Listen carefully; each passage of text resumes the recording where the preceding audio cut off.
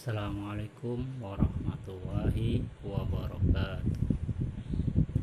Alhamdulillah, anak-anakku, ketemu lagi bersama Pak Anam.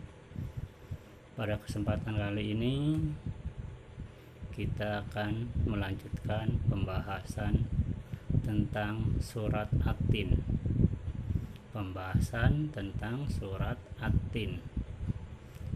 Pada kesempatan kali ini membahas tentang makna surat At-Tin. Anak-anak, tahukah kamu makna yang terkandung dalam surat At-Tin?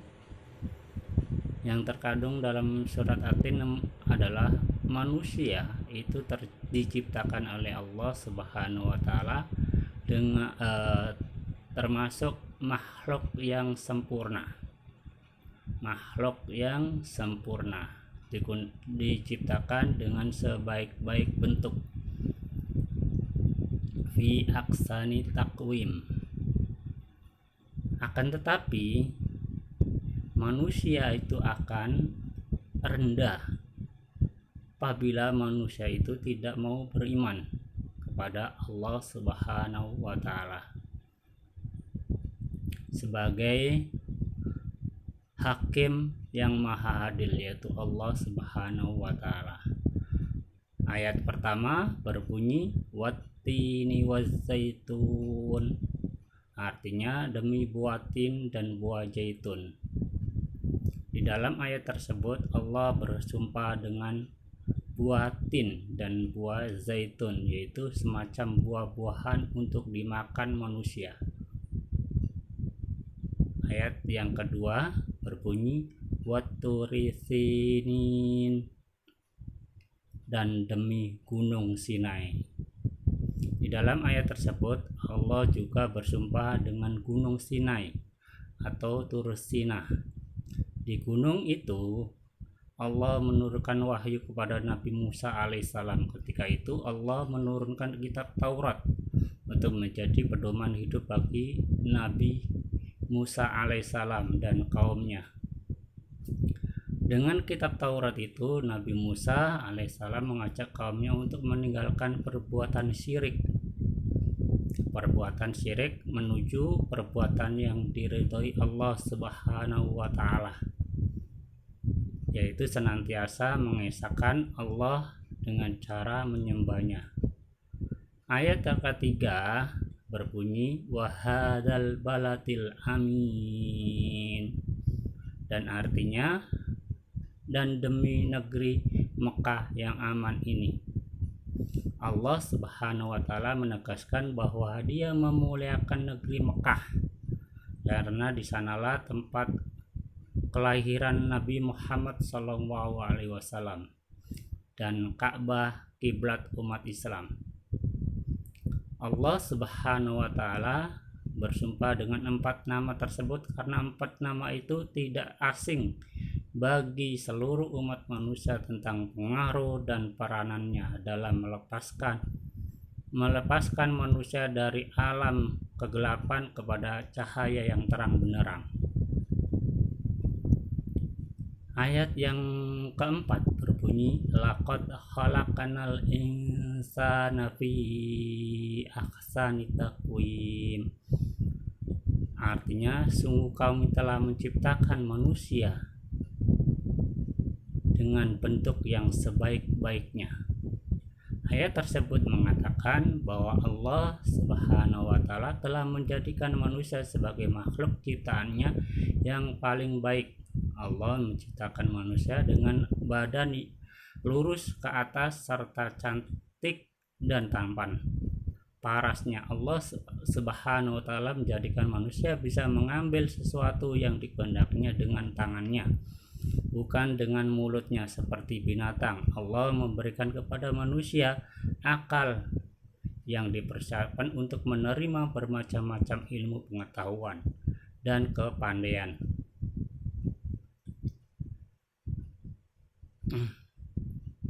Dan manusia pun diberi kemampuan oleh Allah Subhanahu wa taala bisa berkreasi dengan sanggup menguasai alam dan binatang. Kan tetapi manusia terkadang lupa akan kelebihan yang telah diberikan Allah Subhanahu wa taala kepadanya. Manusia banyak yang lalai sehingga mereka tidak menggunakan akal pikirannya sesuai yang telah ditentukan Allah. Mereka tidaklah berpedoman kepada Al-Quran dan hadis, sehingga banyak manusia yang serakah, yang jahat, bahkan melebihi perilaku binatang.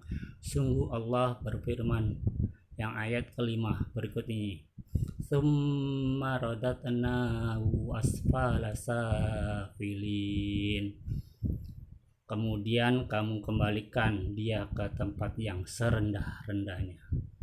Ayat tersebut Allah menegaskan bahwa jika jiwa manusia terlalu dikuasai oleh kejahatan sehingga tersebut, atau jiwa manusia terlalu dikuasai oleh nafsu kebinatangan, maka Allah Subhanahu wa taala menempatkan mereka ke tempat yang serendah-rendahnya. Allah akan menghinakan mereka. Allah Subhanahu wa taala menegaskan bahwa Dia hanya akan memuliakan orang-orang yang beriman dan beramal soleh, sebagaimana yang disebutkan ayat ke-6 berikut ini, illalladzina amanu wa amilus solihati falahum ajrun ghairu mamnun,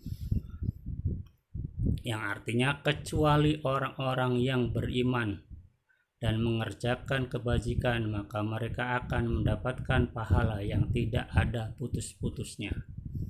Nah, di sini anak-anakku yang aku sayangi, semoga Allah merahmati kita semua, bahwasanya manusia itu diciptakan oleh Allah Subhanahu wa taala dengan bentuk yang sempurna, dengan bentuk yang bagus, dengan paras yang indah. Menciptakan wanita yang cantik dan menciptakan laki-laki yang tampan parasnya. Akan tetapi manusia kebanyakan itu diberikan akal pikiran, digunakan, dan manusia juga Allah berikan nafsu, sehingga manusia ini bila bisa mengendalikan nafsunya, maka akal pikirannya yang akan berjalan. Tapi sebaliknya, bila nafsunya yang mengendalikan, maka akal pikirannya akan dikuasainya, sehingga menghasilkan perilaku manusia tersebut seperti perilaku binatang, seperti tidak bisa menjaga lisan, sehingga dia mengucapkan kata-kata yang kotor, mengucapkan kata-kata yang menyakiti orang lain, suka menghina, suka caci. Ini adalah perbuatan binatang. Ketika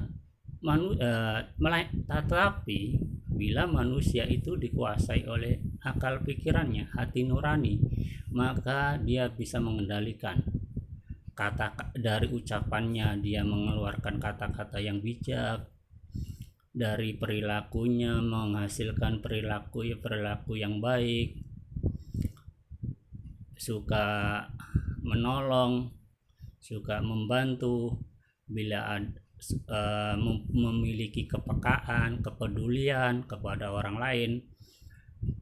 Melihat orang lain yang kesusahan, dia merasa ibah, merasa kasihan, sehingga dia menolongnya. Ini adalah perilaku yang dikuasai oleh hati nurani, oleh akal pikiran. Tapi bila sebaliknya, manusia ini dikuasai oleh hawa nafsu, maka maunya itu menyakiti, misalnya kesenggol dikit langsung emosi, tersakiti sedikit dengan mendengar ucapan orang lain langsung dia emosi, langsung dia main kekerasan, suka mukul, suka nendang, suka menyakiti orang lain. Ini adalah perilaku yang dikuasai hawa nafsu. Dan juga, maka bagaimana kita supaya bisa mengendalikan hawa nafsu? Maka perbanyaklah kita membaca buku, perbanyaklah kita mendengarkan tausiah dari orang-orang soleh, dari para ustadz-ustadz, dari para kiai-kiai. Kita harus perbanyak kasana, kebaikan-kebaikan. Dengan kita memperbanyak kebaikan, insya Allah kita tahu insya Allah bisa mengendalikan hawa nafsu. Ya, demikian itu tentang makna surat At-Tin. Semoga ada manfaatnya. Apabila ada kebenaran datangnya dari Allah Subhanahu wa taala, bila ada kesalahan itu datangnya dari pribadi Pak Anam sebagai hamba yang lemah. Akhirul kalam, assalamualaikum warahmatullahi wabarakatuh.